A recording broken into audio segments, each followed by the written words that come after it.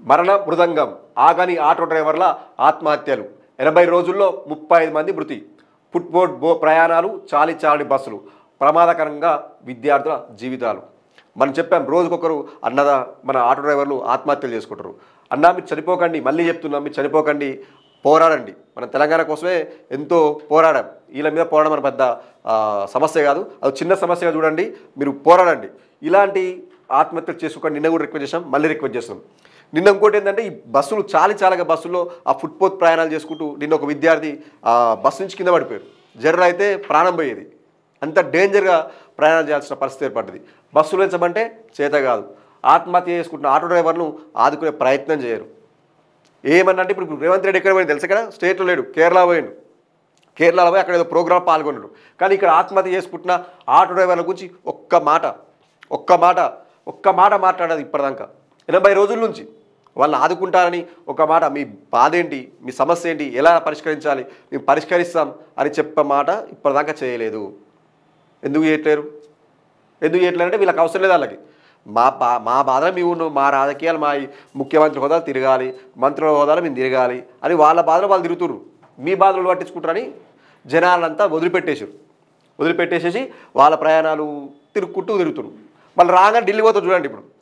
ఎందుకంటే మళ్ళీ వారం అవుతుంది ఢిల్లీ పోయి అటెండెన్స్ వేసుకుంటూ రావాలి, పోయి అటెండెన్స్ వేసుకొచ్చి మళ్ళీ ఇక్కడికి రావాలి. ఈ తిరిగే లోపల అయిపోతాయి. ఇలాగ మనం చెప్పినాం కదా, రైతు బంధు ఇప్పటిదాకా పడలేదు, ఇప్పటికీ పడలేదు. రేవంత్ రెడ్డి ఒక 4-5 సార్లు మాట మార్చిండు. ఎలక్షన్స్ ముందు, ఎలక్షన్స్ తర్వాత, అధికారంలోకి వచ్చిన తర్వాత ఒక 5 సార్లు మాట మార్చి ఇప్పటిదాకా వేయలేదు. ఇప్పుడు దీని గురించి ఎందుకు, గత మన డిసెంబర్లో చూసుకుంటే నోటిఫికేషన్ రాకముందు కేసీఆర్ గవర్నమెంటు డబ్బులు పక్క పెట్టింది, రైతు బంధులో పడడానికి డబ్బులు పక్క పెట్టింది. కానీ ఈ ప్రభుత్వం వచ్చిన పైసలు రావు. ఎక్కడ పోయినాయి? మనం మొదటి నుంచి చెప్తూనే ఉన్నాం. ఏమని? ఈ పైసలు తీసుకుంది కాంట్రాక్టర్లు, కోమటిరెడ్డి వెంకటరెడ్డి అటు పొంగులేటి శ్రీనివాసరెడ్డికి వెళ్ళిపోయినాయి అని మనం తెలంగాణ పత్రికలో ప్రతిసారి చెప్పాం.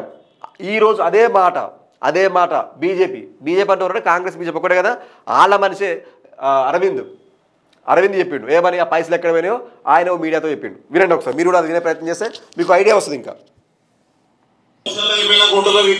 వెంకటరెడ్డి రేవంత్ రెడ్డి लाख दोस्तों पैसे नहीं है क्या? 7,000 करोड़ रुपए రైతు बंधु के पैसे छोड़ा. कोमटिरेड्डी वेंकटरेड्डी 2,000 लेके गया, पोंगलेटी श्रीनिवास रेड्डी 3,000 लेके गया. क्यों? इलेक्शन में खर्चा किए, इलेक्शन में 300 करोड़ खर्चा किए तो 3,000 करोड़ लेके गए. बकरा कौन बन रहे? ये किसान बन रहे बकरा, ये एम्प्लॉइज बन रहे बकरा, पब्लिक बकरा बन रहा. और कितने प्रेस मीट करते हैं ऐसा? ఎన్నిసార్లు వచ్చి కూర్చుంటే టెంట్ల కింద. అది విన్నారు కదా. ఆ పైసలన్నీ కోమటిరెడ్డి వెంకటరెడ్డి 2,000 కోట్లు తీసుకోయాడు, పొంగులేటి శ్రీనివాసరెడ్డి 3,000 కోట్లు తీసుకోయాడు. ఎందుకు తీసుకోయాడంటే మొన్న ఎలక్షన్ వీళ్ళు ఖర్చు పెట్టారు. ఇప్పుడు మొన్న ఎలక్షన్లో ఖర్చు పెట్టారు కాబట్టి వాళ్ళ డబ్బులు వాళ్ళు తీసుకోబోయారు. ఇప్పుడు బకరాలు అయింది ఇక్కడ ప్రజలు, ఇక్కడ రైతులు అని ఈ మాట అరవింద్ చెప్పాడు. అరవింద్ అంటే కాంగ్రెస్ మనిషి అన్నట్టే, ఆయన చెప్పాడు. ఇంకోటి ఇప్పుడు చెప్పాం కదా, రేవంత్ రెడ్డి రైతు బంధు పైన మాటలు మార్చిండు. ఎన్నిసార్లు? 5 సార్లు మాటలు మార్చిండు.